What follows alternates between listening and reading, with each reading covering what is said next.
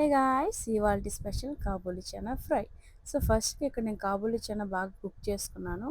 Next కడాయి బాగా heat అయ్యాక కొంచెం ఆయిల్ వేసుకొని జీరా అండ్ ఆవాలు వేసుకొని కొంచెం ఫ్రై చేసుకున్నా. నెక్స్ట్ ఏంటంటే ఆనియన్, ఎండుమిర్చి, కరివేపాకు ఈ మూడు వేసి బాగా ఫ్రై చేసుకుంటున్నాను. వన్స్ అది కొంచెం బ్రౌనిష్గా వచ్చాక ఇదే టైంలో నేను ఏంటంటే జింజర్ గార్లిక్ పేస్ట్ ఇచ్చి మంచి టేస్ట్ రావాలి కాబట్టి స్మెల్ అద్దరిపోద్ది. మీరు సేమ్ యాజ్ ఈజ్గా ట్రై చేయండి.